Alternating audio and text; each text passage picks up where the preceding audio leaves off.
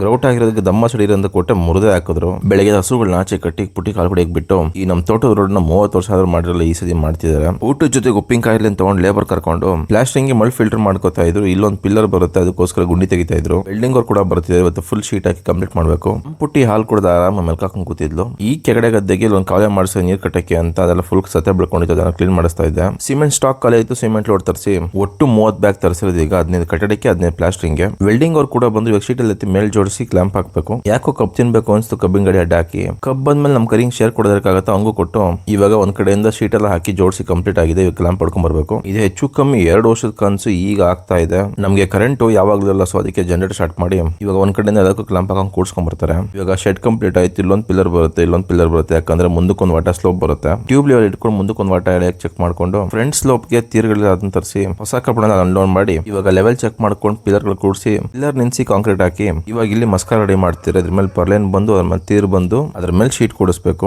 So final ಆಗಿ sheet ಎಲ್ಲ ಕೂಡಿಸಿ ಕಂಪ್ಲೀಟ್ ಆಗಿ ಈ ತರ ಕಾಣುತ್ತೆ ನೋಡಿ. ಏರ್ ಫೈಬರ್ ಒಂದು ಟವರ್ ಬೇಕು ಅಂತ ಅದನ್ನು ರೆಡಿ ಮಾಡಿಸಿದೀನಿ. ನೆಲಕ್ಕೆ ಹಾಕಿರೋ ಗ್ರೌಟ್ ಗೆ ಸೆಟ್ಟಿಂಗ್ ಮಾಡಕ್ಕೆ ನೀರ್ ಹಾಕ್ಬೇಕಿತ್ತು. ಅದಕ್ಕೆ ಜನರೇಟ್ ಆನ್ ಮಾಡಿ ಒಂದ್ ಕಡೆಯಿಂದ ನೀರು ಕುಡಿಸ್ಕೊಂಡ್ ಬಂದು ಹಿಂದೆಗಡೆ ರೂಮ್ ಗೆಲ್ಲ ಕಂಪ್ಲೀಟ್ ಮಾಡಾಯ್ತು. ಈಗ ಕೊಟ್ಟಿಗೆಲ್ಲ ಹಾಕ್ತಿದ್ದಾರೆ. ನೀರ್ ಹಿಡಿದಿರೋ ಗ್ರೌಟ್ ಈ ತರ ದಮ್ಮಸ್ ಹಾಕಿ ಪ್ಯಾಕ್ ಮಾಡಬೇಕು. ದಮ್ಮಸ್ ಹಾಕ್ಬೇಕು. ಅದನ್ನ ಬೇರೆ ಮುರಿದ ಹಾಕೋ ಅದನ್ನ ವೆಲ್ಡಿಂಗ್ ಮಾಡ್ಕೊಂಡು ಕೂತ್ಕೊಂಡು ಅದನ್ನ ವೆಲ್ಡಿಂಗ್ ಮಾಡಿಕೊಟ್ಟು ಪೈಪ್ ಲೈನ್ ಮಾಡಕ್ಕೆ ಹೊಸ ಲೆಂತ್ ಲೆಕ್ಕ ಹಾಕ್ಬೇಕು. ಅದನ್ನ ಲೆಕ್ಕ ಹಾಕಿ ಹೆಚ್ಚು ಕಮ್ಮಿ 1000 ಲೆಂತ್ ಪೈಪ್ ಲೈನ್ ಬೇಕೀಗ. ಇವತ್ತಿನ ಕೆಲಸ ಇಷ್ಟೇ.